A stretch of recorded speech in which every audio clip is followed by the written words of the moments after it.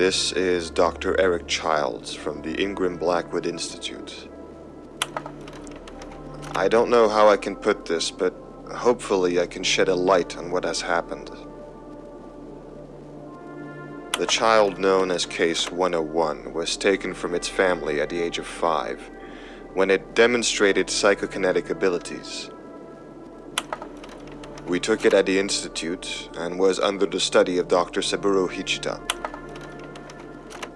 Its powers were like nothing we had ever seen before.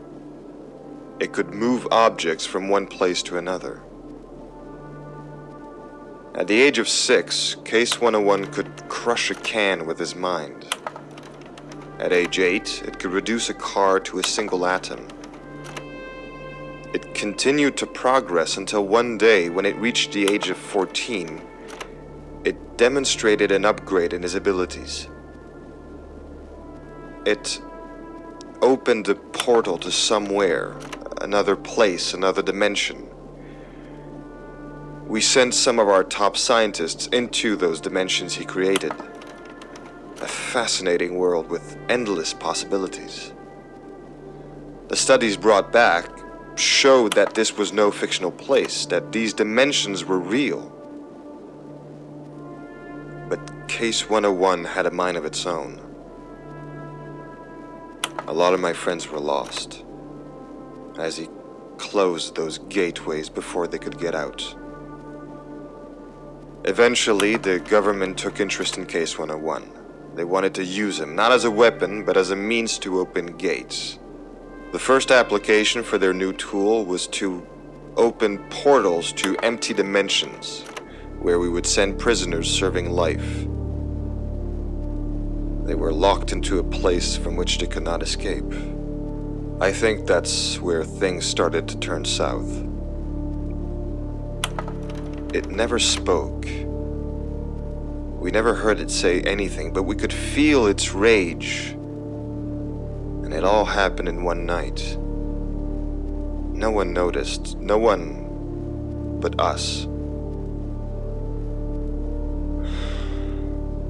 On the 31st of December 1999, just before the Y2K bug that everyone feared, Case 101 did something. For years, it had created its own dimension, a place where it would fuel its rage and anger. And in this place, it had recreated everything we know, all the buildings, the fauna, and the flora. Everything was a perfect copy of what we knew. Everything except the people. And that's when it did something. On that special night, when everyone thought the world was going to end, it did in a way.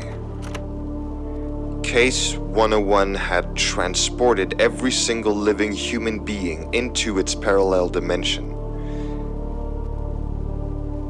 It isn't our Earth, but it's a perfect copy. It grows, changes, evolves just like our own. The only difference is that the rage and the anger of Case 101 was embedded in the genetic matrix of this universe, this dimension. And as people lived in this world, a lot of them became overwhelmed with Case 101's emotional damage he had implanted. Riots, fury, death, madness, all these things which existed before were now expanded, blown up, and bloated. We are not from this dimension, and that's what's going to kill us. So, if you ever feel like something is wrong with this world, now you know why. You are inside a living dream, a fantasy jail created to torture us and make us pay for our crimes. And there's nothing we can do about it.